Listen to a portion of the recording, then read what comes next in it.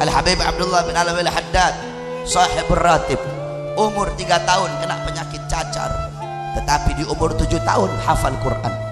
Umur 3 tahun kena cacar sampai buta beliau. Umur 7 tahun hafal Quran. Umur 9 tahun hafal kutubus sittah, Bukhari, Muslim, Sunan Abi Daud, Tirmidzi, Ibnu Majah, Nasai. Umur 11 tahun hafal kutubul Ghazali, Ihya Ulumuddin, Bidayatul Hidayah, Minhajul Abidin, Miyarul Ilm, Mukasyafatul Qulub, dan lain-lainnya. Bisa kau ikuti. Kita tidak bisa ikuti sepenuhnya, tetapi pelan-pelan, sejengkal demi sejengkal, selangkah demi selangkah, engkau ikuti mereka. Dengan engkau mengikuti mereka, apa kata Habib Ali? Maka Allah akan mencintaimu sebagaimana Allah mencintai mereka. Allah akan menganugerahkan kepada kamu apa-apa yang Allah anugerahkan kepada mereka. Kamu cinta ulama, kamu ikut ulama, mereka Allah kasih rahmat, kamu Allah kasih rahmat. Mereka Allah kasih keramat, kamu yang ikut mereka, kamu juga Allah kasih keramat. Mereka Allah kasih ilmu wahbi, Allah kasih ilmu laduni, kamu ikut mereka, kamu Allah kasih ilmu wahbi, kamu Allah kasih ilmu laduni. Satu contoh, kami punya guru di Sulawesi, Al-Habib Idrus bin Salim Al-Jufri. Dulu saya mondok di Al-Khairat, Habib Idrus bin Salim Al-Jufri di Manado. Beliau punya buka pesantren Al-Khairat itu di Palu. Setelah selesai di sana baru saya mondok di Bangil, Darul Qawad Da'wah Al-Habib Hasan Maharun. Saudara-saudara, itu Al-Khairat dari kayu. Al-Khairat itu dari kayu. Di bawah kantor Al-Khairat, di atas tempat santri. Ada satu santri namanya Haji Amin. Sangat cinta dia sama Habib Idrus. Itu saking cintanya dia, kalau Habib Idrus panggil Amin, dia nggak mau turun lewat tangga, dia loncat dari atas langsung ke bawah. Kenapa? Dia tidak mau buat gurunya nunggu terlalu lama. Kalau lewat tangga kelamaan, dia langsung loncat dari atas langsung ke bawah. Satu waktu Habib Idrus ajak dia, saudara-saudara, Habib Idrus ajaknya berang laut. Di tengah laut imamahnya Habib Idrus jatuh. Ketika imam Habib Idrus jatuh, loncat ini aja ini nggak pakai disuruh, langsung dia loncat ke laut untuk ngambil imamahnya Habib Idrus. Dia loncat ke laut ambil imam Habib Idrus, baru dia naik lagi. Ketika dia naik di perahu, itu orang melotot semua melihat dia. Kenapa? Tidak ada setitik pun basah. Ternyata dia jalan di atas air, saudara-saudara. Kenapa Allah kasih keramat? Karena mengikuti sahibul karamat. Allah kasih keramat karena dia ngikut orang yang diberikan keramat oleh Allah Subhanahu wa taala. Engkau mengikuti ulama, engkau cinta atau dicintai oleh ulama, engkau akan menjadi orang yang dicintai. Mahbubal mahbub, mahbub, wa muhibbal mahbub, mahbub. Dicintai oleh orang-orang yang dicintai oleh Allah, maka engkau pun akan dicintai oleh Allah. Satu contoh, kamu tidak cinta sama Habib Reza, tapi Habib Reza cinta sama kamu, berarti kamu menjadi orang yang dicintai oleh beliau. Nah, beliau cinta sama kamu, walaupun kamu tidak cinta kepada beliau, tapi kamu menjadi orang yang dicintai.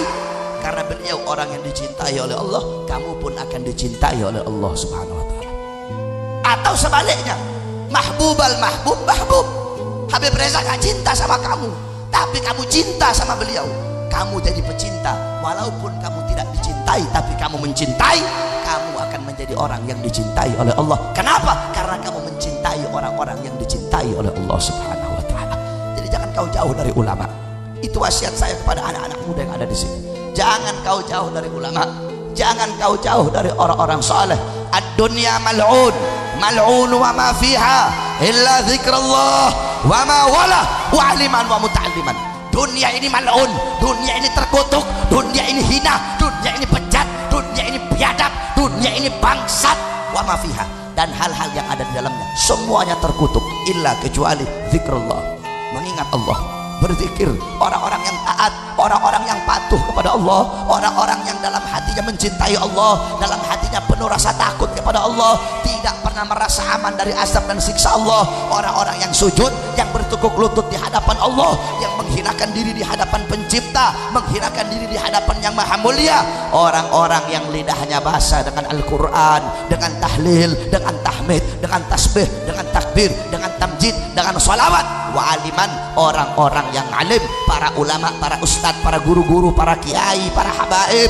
Wa muta'alliman, dan para penuntut ilmu, orang-orang yang duduk di majelis ilmu, orang-orang yang duduk di majelis zikir, para santri-santri yang duduk di majelis-majelis ilmu. Cuma ini golongan-golongan yang mulia di muka buminya Allah. Selain daripada itu, siapapun dia, seberapa banyak hartanya dia, seberapa besar pangkat dan jabatannya, seberapa mulia nasab dan keturunannya, kalau dia tidak mau jadi orang alim, tidak jadi orang alim, tidak mau jadi penuntut ilmu juga tidak mau, termasuk dalam golongan mal'un yang dimaksudkan oleh baginda Nabi besar Muhammad sallallahu alaihi wasallam. Oleh karena itu saudara-saudara, cintai para ulama, cintai para habaib, ikuti mereka. Man tashabbaha biqaumin fahuwa minhum, muhibbal qaum yalhaq bil jamaah, al mar'u ma'a man ahab. Barang siapa yang menyerupai suatu kaum, man tashabbaha biqaumin, barang siapa yang menyerupai suatu kaum, maka dia sama dengan kaum tersebut. Engkau menyerupai ulama, Habib Reza pakai peci, kau ikut pakai peci. Habib Reza pakai sorban, kau ikut pakai sorban. Habib Reza pakai sarung, kau ikut pakai sarung. Yang penting kalau Habib Reza kawin lagi jangan ikut kamu ya. Lagian Habib Reza juga nggak bakal berani kawin lagi, takut istri Habib Reza. Saudara-saudara sekalian yang dimuliakan oleh Allah, engkau menyerupai ulama, mengikuti para ulama, engkau sama dengan mereka. Mereka dimuliakan oleh Allah, engkau pun akan dimuliakan oleh Allah. Tetapi jikalau engkau mengikuti orang-orang barat, mengikuti orang-orang kafir, mengikuti orang-orang Yahudi, mengikuti orang-orang Nasrani, mereka dilaknat, engkau pun akan dilaknat. Sebagaimana dalam hadis, qala Rasul sallallahu alaihi wasallam, la tattabi'unna sanana aw sunana alladziina min qablikum shibran bi shibrin wa dhira'an bi dhira'in hatta law dakhalu fi juhri ad-dab lattaba'tumuhum. Qala ya Rasulullah, al-yahud wan nasara. Qala faman. Nabi Muhammad bersabda, sungguh nanti umatku akan mengikuti generasi golongan sebelum mereka, sejengkal demi sejengkal, selangkah demi selangkah mereka ikuti golongan-golongan terdahulu. Sampai-sampai sekalipun golongan terdahulu itu masuk ke dalam lubangnya dob. Dob itu ada orang bilang biawak, sebenarnya dob itu bukan sama, tidak sama seperti biawak. Kalau biawak itu hidup dua alam, kalau dob itu hidup di padang pasir. Kalau biawak hukumnya haram dimakan, kalau dob itu hukumnya halal. Beda dob. Dob itu dia lebih putih dari biawak. Kalau biawak coklat, kalau dob itu agak kuning dia karena hidupnya di padang pasir. Kalau biawak itu halus, kalau dob itu ekornya ada kayak buaya gitu, ekornya ada roge-rogenya gitu. Kalau dob hukumnya halal dimakan, kalau biawak itu hukumnya haram. Nah, kata Rasul, sekalipun generasi terdahulu masuk dalam lubang dob, masuk dalam lubang biawak padang pasir, mereka juga ikut masuk. Yakni maksudnya apa? Orang Yahudi, orang Nasrani, mereka rambutnya ngepang-ngepang, kamu ikut ngepang-ngepang. Orang Yahudi, orang Nasrani, telinganya bolong-bolong, kamu ikut telinganya bolong-bolong. Orang Yahudi, orang Nasrani pakai celana sobek-sobek, kamu ikut pakai celana sobek-sobek. Perempuannya buka aurat telanjang, kamu ikut buka aurat telanjang. Mereka homo, kamu ikut homo. Mereka lesbi, kamu ikut lesbi. Mereka mabok, kamu ikut mabok. Mereka narkoba, kamu ikut narkoba. Selangkah demi selangkah, perlahan-lahan kamu ikuti dia. Kamu tidak langsung ikut. Jadi tasyabuh di sini itu wazannya tafaul dalam ilmu sharaf, yakni bimakna mutawa'ah, bimakna tadarruj, bimakna takalluf, yakni nggak langsung, perlahan-lahan kamu ngikut.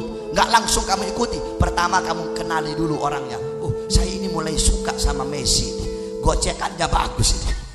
Akhirnya lama-lama kamu cari tahu kepribadiannya. Oh, si Messi itu suka makan babi. Akhirnya kamu ikut. Jadi saya juga mau ikut makan babi. Saya ikut ini. Kamu ikut pelan-pelan.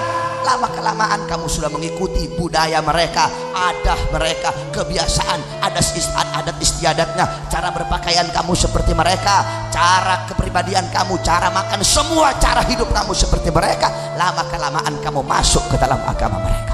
Makanya kalian anak-anak muda, apalagi khususnya kan nih, banyak di sini yang udah tobat katanya, jangan pernah kamu malu tunjukkan keislaman kamu.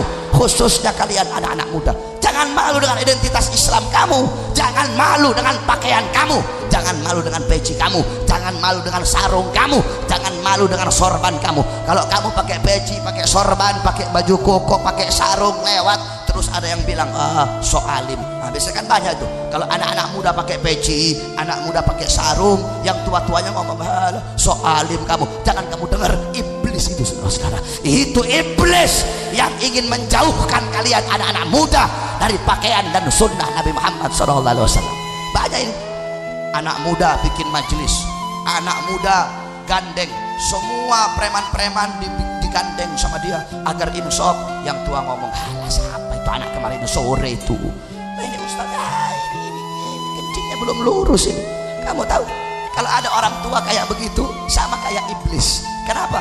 Iblis ketika Allah suruh sujud sama Adam, iblis begitu, halah siapa ini Adam ya Allah? Adam anak kemarin sore ya Allah.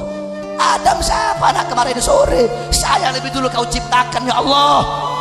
Saudara-saudara, kalau umur yang menjadikan seseorang itu mulia, berarti iblis lebih mulia daripada kita, saudara-saudara. Siapa ini Adam anak kemarin sore ya Allah? Saya lebih dulu kau ciptakan ya Allah. Masa saya mau sujud sama Adam? Iblis hanya memandang Adam dari lumpur dan tanah saja. Iblis tidak tahu di balik lumpur dan tanah akan tercipta taman-taman yang indah, saudara-saudara.